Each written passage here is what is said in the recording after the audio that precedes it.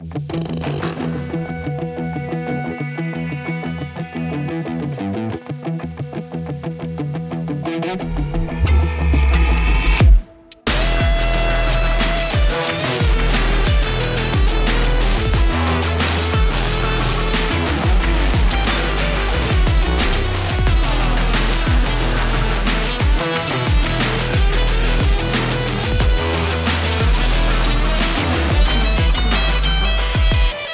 we're back. Abel from Old and New Money Podcast. We got the newly crowned champ, Antonio VAZQUEZ, fighting out of one of my favorite fighters that are out there because I've been watching MMA for decades. Yes, sir. Who is your main coach? I'm a fan of his coach. Who's your main coach? My main coach is Gilbert Melendez. Gilbert, the one El and only. Nino Melendez. El Nino Melendez. Gilbert, I'm a fan, bro. Love all your work you've ever done, and I love the work that you're putting in with these young men. Why? Because the work that the fights that he's done are awesome. But I think what's more impacting is the training that he's doing with you young studs. Oh, absolutely. I think that's more important than what he's ever done. Absolutely. So talk a little bit about Gilbert and what type of impact he's done in your life.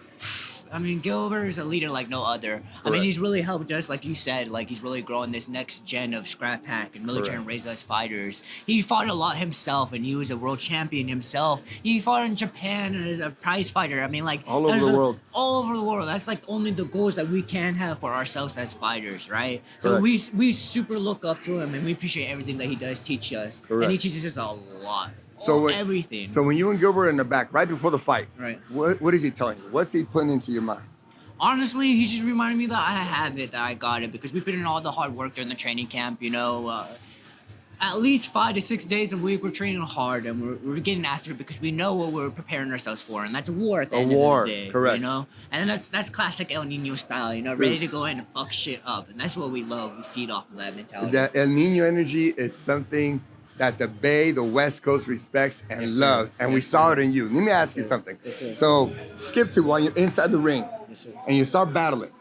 And I'm literally your girlfriend, wife, fiance, I don't know what she is. Your girlfriend. My girlfriend. Your girlfriend. Okay. Future, She's like right here, and she starts screaming, and I'm like, damn, this girl, you train your woman right to support you right. But I see 20 seconds. You're kind of at the start of the fight. You're not really winning.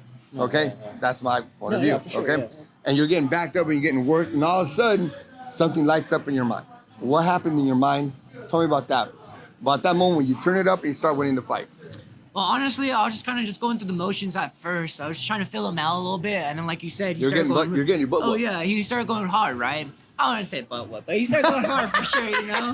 Messing with old boy. He was throwing, you know, he was throwing hard, and I was like, ooh, okay, you want to fight? You can fight to me, okay, that's good. Yeah. And that's kind of when I got like a little bit more aggressive. I started really feeding off that energy, and I was like, okay, I respect this, so let's give it back right to him. And then your footwork started moving right away. Sure, your footwork just something happened. You just boom locked on, and you were on. After those 20 seconds, you pretty much controlled the whole fight. How do you stay consistent in the middle of a war like that you continue to win? What's going through your mind? I think, honestly, it just came back to my muscle memory.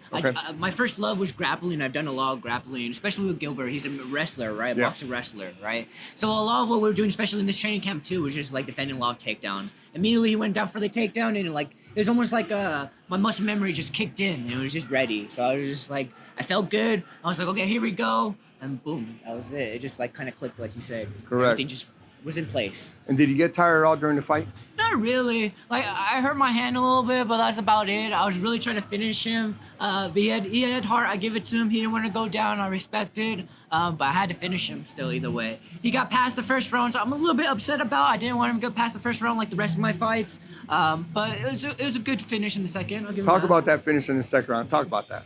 Well, how did you set it up, or when did you see it? I mean, I saw it right when you got in that position. I said, it's over. It's over. Talk about that.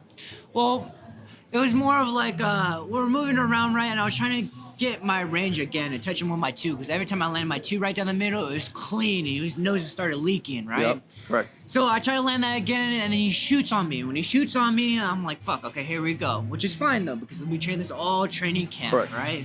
So he shoots on me, I start working my defense. I think he might take me down for a split second. I'm like, oh, shit, here we go, then right? Your hips kicked in. And then I switch my hips, right? And then I started going for my own switch. I take him down instead, right? He gives me his back. He starts trying to climb up. He gave it to you. you took it? I grabbed it. You took his I shit. grabbed his shit, and then like same thing. I just grabbed his neck. I started hitting him with a few punches, just slipped the choke in, and then boom. That was about that final choke though. Talk about that, because a lot of people get so anxious and so quick on the trigger and they give up on it.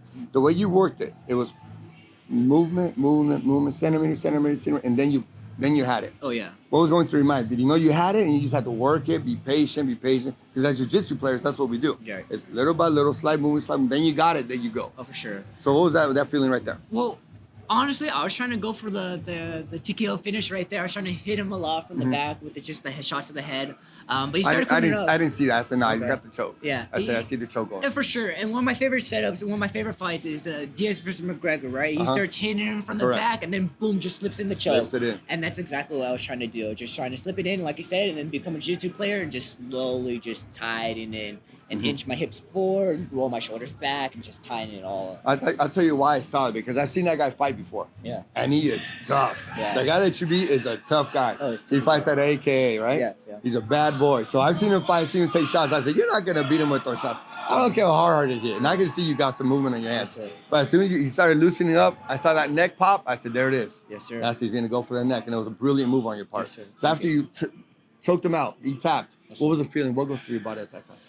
Honestly, I was super juiced. I was really hyped. I was like, fuck yeah, let's go. And I had to do like a little gainer inside the cage real quick to celebrate. Yeah. I was really just happy. Like I said, I respect him for fighting for so long like he did, but I had to get him out of there. There's no way I was going to go to decision. I could never do that. So. Correct. No, we like to have you on our podcast. Sit down, let the world know who you are. I see a professional making a superstar. Phenomenal fighter. If you guys saw what I saw, you guys see a man that's going to be a champion in the future. Hey, now, thank you. give these guys that have never been in the gym, never been in the boxing gym, never been in grappling. What would you recommend these men that have never been in any type of martial arts, no type of training? What do you tell them?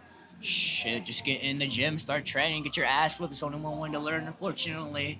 A lot of times it's just about heart. You gotta have the heart. Get your ass whooped. Yeah, man. That's what it is. You can learn from your ass whooping. It's the best way to learn. You know what? go. It is, and it's fun. Let them know your Instagram. And my Instagram is Antonio_7714. I'm also on Facebook as Antonio Vasquez or YouTube, Antonio Vasquez 7714. All right, hit me up. Follow along my story. Like I said, I'm coming to be the greatest fighter of all time. Now, can I get a commitment right here that you're going to be on our podcast for a nice interview? Yeah, I'm down. There we to be go, on your man. podcast. Yes, sir. Man, we I enjoyed appreciate you. that. Sorry, I Thank almost you. broke your hand. You're good. And we out.